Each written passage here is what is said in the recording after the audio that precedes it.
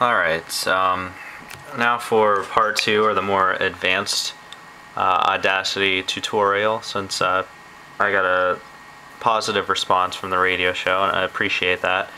I'm going to show you a couple other little tricks that I picked up doing various things throughout the years, as far as how to deal with music and dealing with different recordings. As far as you're really making a mix. To do it right, there's certain things you have to do. So I think now this is important as far as these two audio tracks here. But first off, I will show you how to reduce microphone noise. So I'm going to go ahead and remember, if you want to record, you just click mute there, and then that won't play. Alright, so here I'm recording a test, and you'll be able to, there's a lot of hiss in the microphone. So we'll play it back and see what that sounds like. So here I'm recording a test, and okay, so you hear a lot of hiss there. Now a way to do that, a way to fix that, is to mute this and then just record for a second. Okay, and then now you get the hiss of the microphone. Okay, so what you can do with that is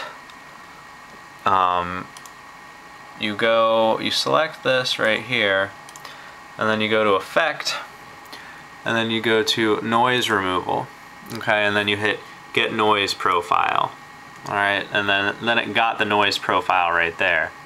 So then we can just go ahead and mute that, and then we'll select what I did, and then we'll go to Effect, Noise Removal, and then we can preview it.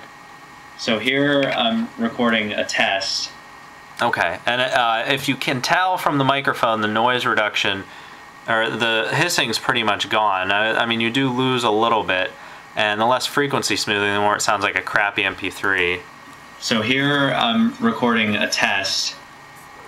So usually I like to keep the I think this is what I had last time, was 200, and then the noise reduction 18. It's gonna be different for everybody because mics will be different. But I wouldn't have went through all the trouble through this, but the hissing was really loud, and when I was mixing with the music, it was very distracting and very noticeable when the recording of my voice stopped and it was just the music. And I really just wanted my voice in itself, not the hiss with it, to go on. So that's a quick and simple way. So remember, you just grab a noise profile and then you apply it. And what I did was, when I did all my recordings, I did our handy little time shift tool, and I moved everything up here, and then I selected everything once I was done. And I also did what I'll do with the next trick, but if you'll notice, if you look up here, there's two different songs. The one on the top is a Moody Blues song recorded in the late 60s, and on the bottom is a Metallica song from Death Magnetic. And I don't know if any of you have heard of the Noise War, or the Volume War, or whatever, but this is a prime example of it. They're both, this song isn't really any quieter than this song per se, but this one, the Metallica song, will be perceived as much, much louder because they do something called dynamic range compression,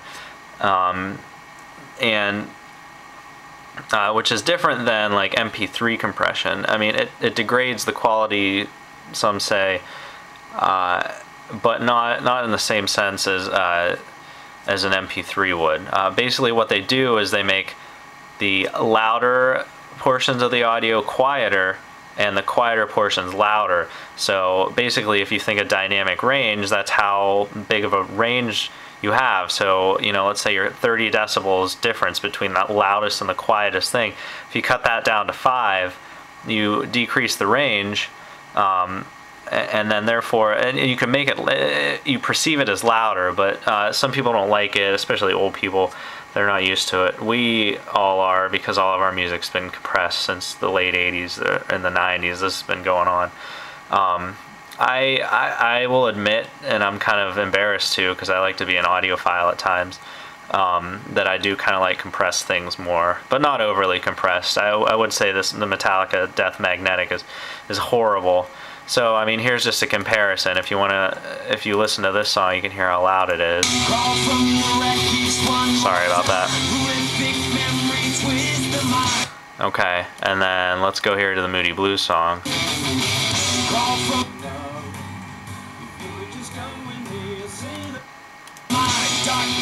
can tell it's much louder, and you can see it there very easily.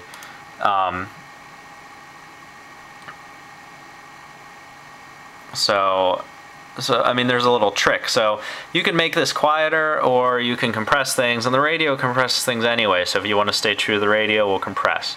So we will make the Moody Blues song louder and make all the audiophiles cry.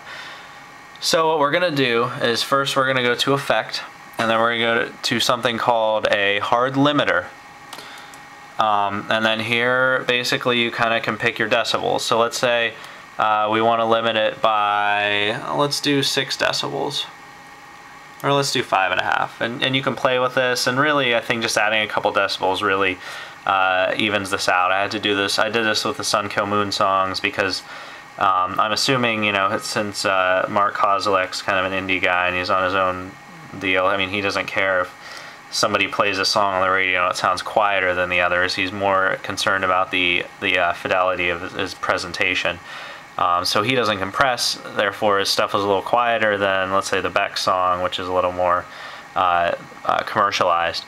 So I honestly don't know what a wet level and residual level is, so I leave those as they are. So if you hit OK, you'll see it'll go through the process here, and I probably shouldn't have picked an 8-minute song, but you'll see that especially here, it's very flat, and so those peaks, you know, the parts that were supposed to be much louder are now brought down to the quieter sounds. So, and then there's a really nice trick. So now it's still not louder. The louder sounds are quieted, but it's not going to be louder. So what you can do then is you go to the amplify, which I think I briefly showed you before, and it'll actually automatically throw the value that you just hard limited into it. Then you hit OK, and then once that's done, your song is much louder, as you can see. And now, although not to the absolute extreme that the Metallic is, where there's virtually no white, it is much louder, and we can listen to that and hear that. So here's the Metallica one.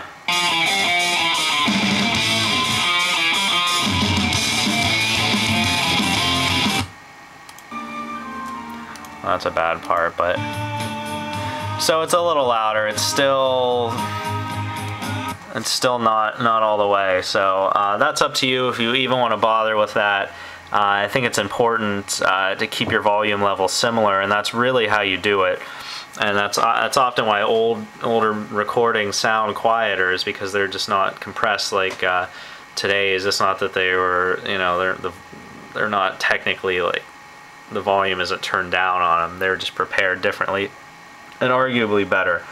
And one more quick example of that is if you're ever on like a laptop and you pick a speaker type, or, you know, there's always an option in a DVD player on a laptop that says, do you want, you know, quiet room with large speakers, common listening environment, or a noisy environment on laptop speakers. And really that's code for how much do you want to compress it. And Dolby Digital, which is the DVD audio format, is really nice. And actually movies are great because they actually don't do this compression, and you may notice that because at one point somebody will be talking and it's pretty quiet, and then an explosion happens and you realize that your volume's too loud. That's because movies keep their dynamic range, unlike music.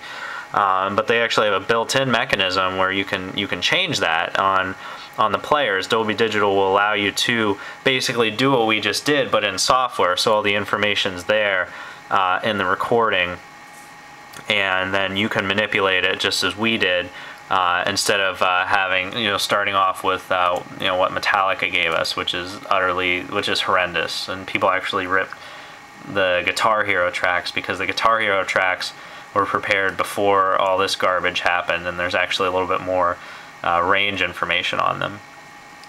So, but back to the movies. So when you select a common environment, it'll be a middle level, like kind of what we did here. And then if you select the quiet or the loud environment with the laptop speakers, you'll get this. And then the original would be what you would get with large floor speakers in an ideal listening setting, so you can hear everything, both quiet and loud.